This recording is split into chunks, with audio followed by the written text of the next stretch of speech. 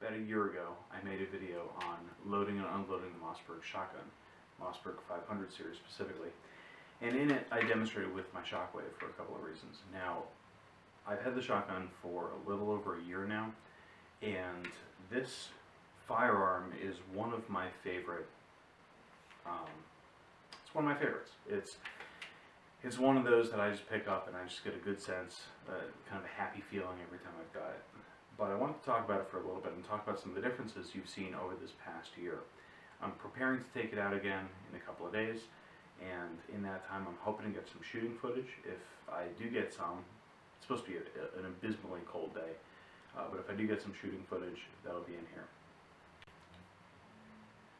The Mossberg Shockwave. So I've had this gun for a little over a year now, and I want to talk about some of the changes that I've made to it since that time and some of the things that I've learned in shooting it.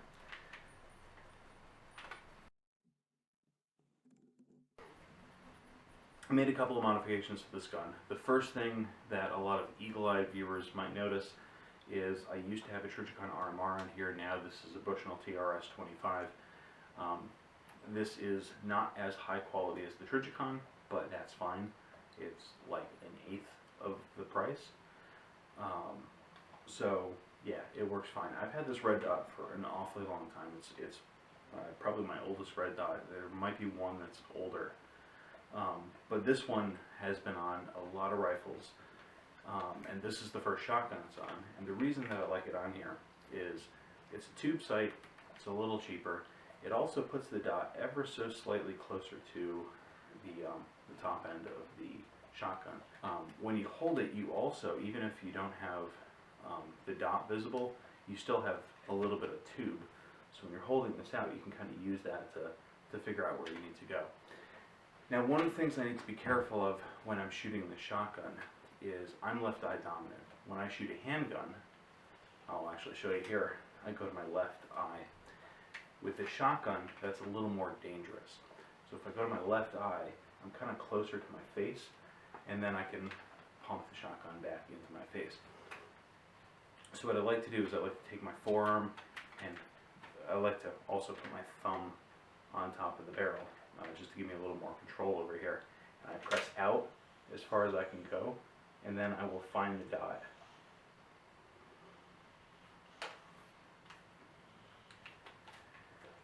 I do also have a backup sight on here. This is a fiber optic clip-on sight. I think it's a True Glow sight.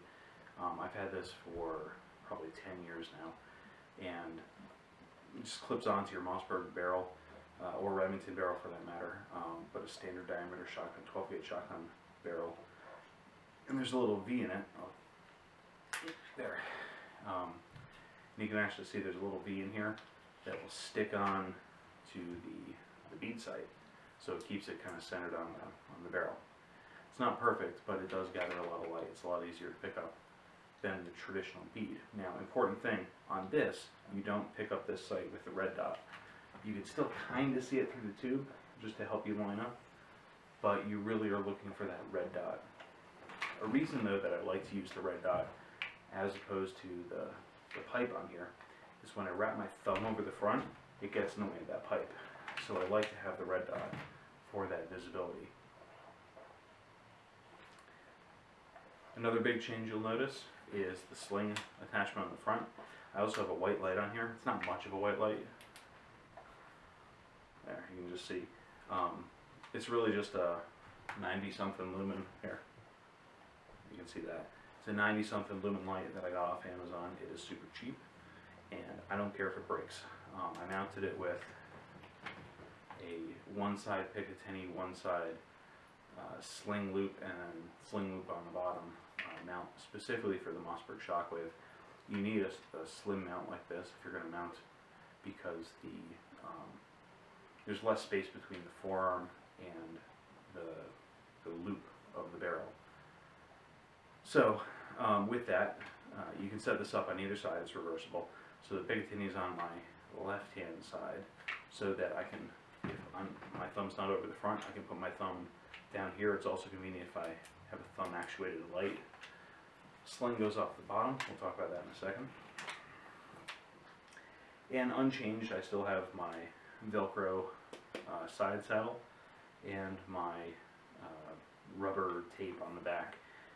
This is similar to a Talon grip, although it's not a Talon grip specific brand, and this works great on the shotgun. I actually don't like shooting this without this stuff on. I like having that firm grip.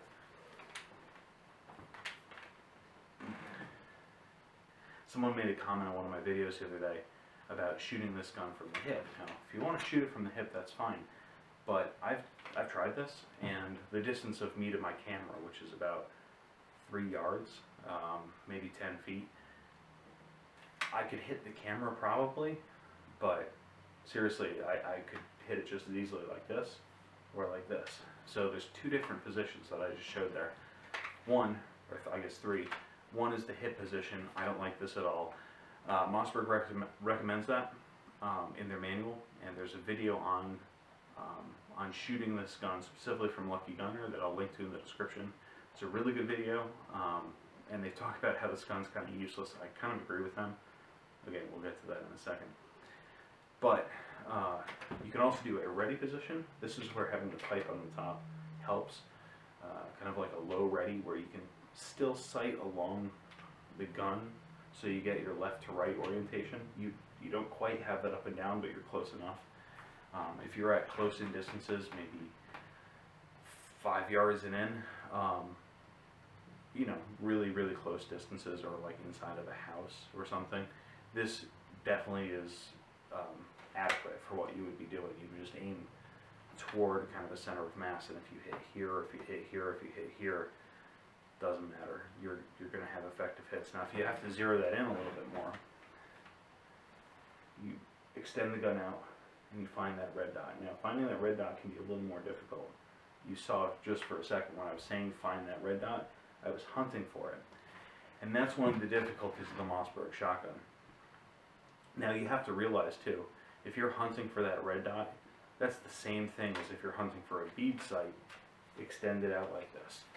It's not going to slow you down at all to have a red dot. It's just a clear indication of how far off target you actually are.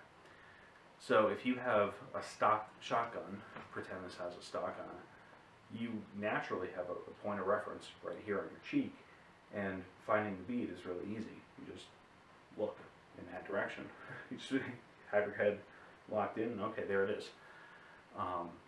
But having something like this, where you have two floating points, one on your forend and two on your grip, is difficult, and then you have to hold this whole thing kind of in the right spot in your face. So what I like to do is I like to extend my forearm out to its maximum when I'm shooting this gun. Then I only have one floating point, which is my grip back here. From there, I can find the bead, and once I get that locked in, I'm pretty good. I can lower, bring up, I got the bead back, or the red dot, or whatever it is, and I'm good to go. So you have to be more careful when you're aiming this gun. It takes a little bit more practice and a little bit more use.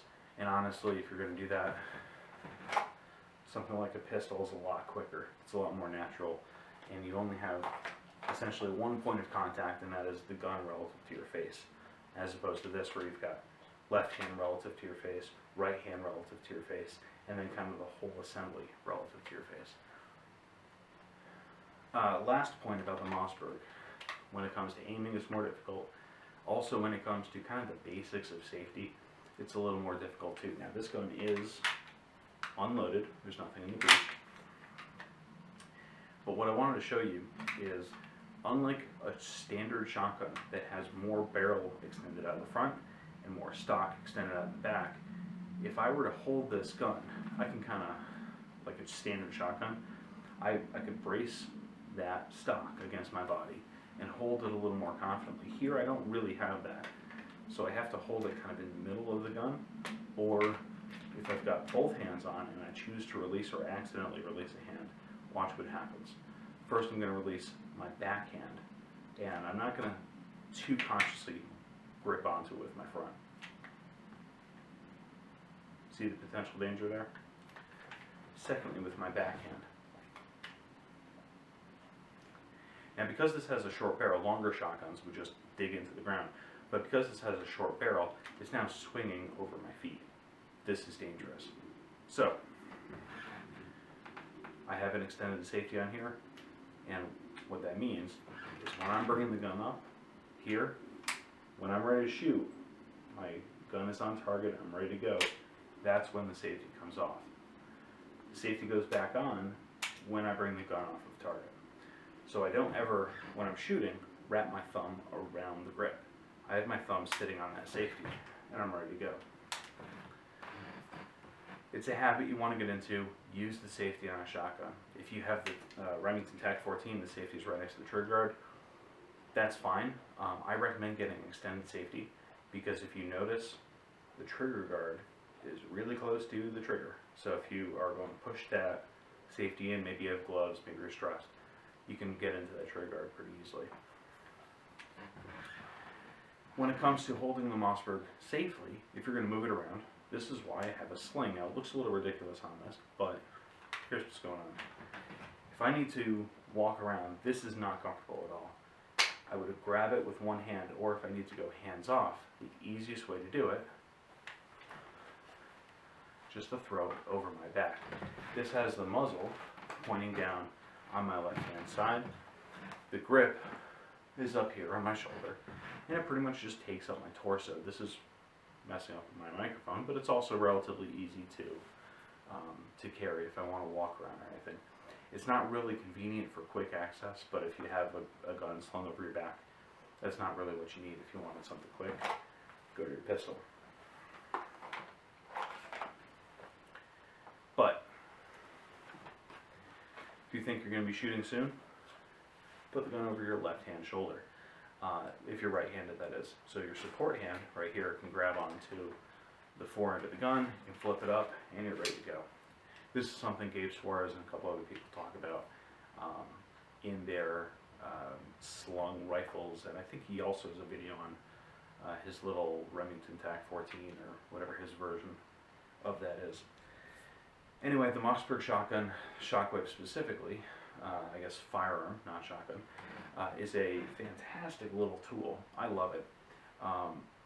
Be careful of the laws of wherever you're going, traveling, especially through the holidays. These little guys, they're all over the place. Anyway, stay safe, especially when you're shooting a shotgun. Accidents with any firearm are terrible. Accidents with shotguns are catastrophic. Have a safe holiday.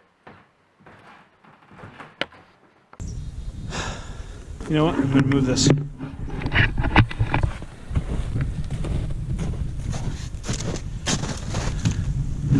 I don't know how well you can see it here.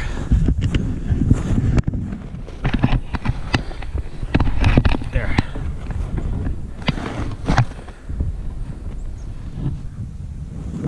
We've got two shells.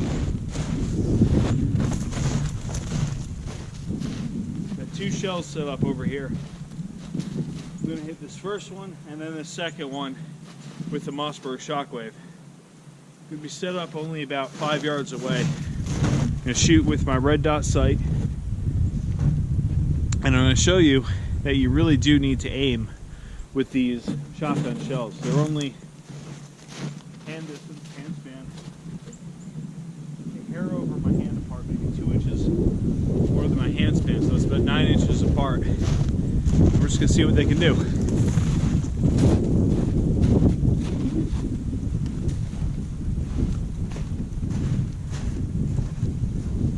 Mossberg Shockwave, about 5 yards.